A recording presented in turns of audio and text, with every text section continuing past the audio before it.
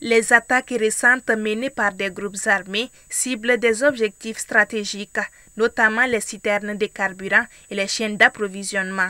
Ces derniers jours, ils ont imposé un blocus dans le sud et l'ouest du pays, zone frontalière avec le Sénégal et la Mauritanie, d'où proviennent chaque jour des produits vitaux pour l'économie. Une stratégie délibérée pour étouffer le pays économiquement, susciter une crise alimentaire et fragiliser l'État.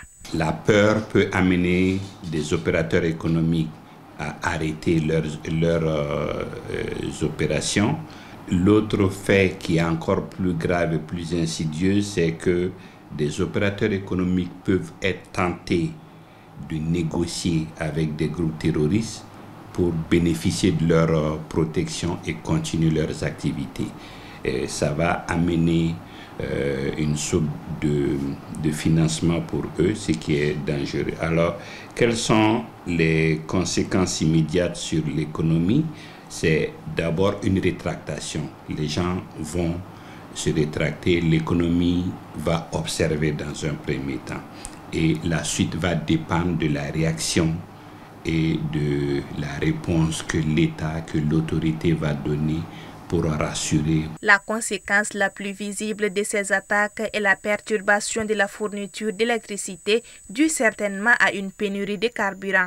Avec la destruction des citernes, les centrales thermiques qui sont tributaires du combustible ne parviennent plus à fonctionner de manière adéquate.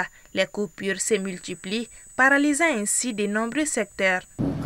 Programme Falena parce que Somarena nana soro aviano 7h nana 7h bon au coffre midi yuatide bon esi amna soro bible madala. Les coupures d'électricité affectent tout, le commerce, les services et même la vie à la maison, ce qui rend le quotidien très difficile.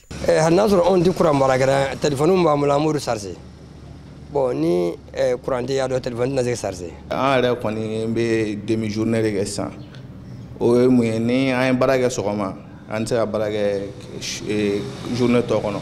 C'est-à-dire que n'an ye courant sɔrɔ de 6h à midi donc an b'o tɔ bɛɛ kɛ fo ka taa bila fo 0h kuma dɔ la an tɛ courant sɔrɔ.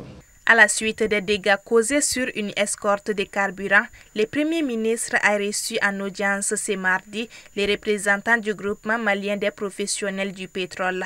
En réponse, il a assuré que des ripostes d'envergure sont en cours afin d'améliorer de façon drastique la sécurisation des parcours d'approvisionnement du pays.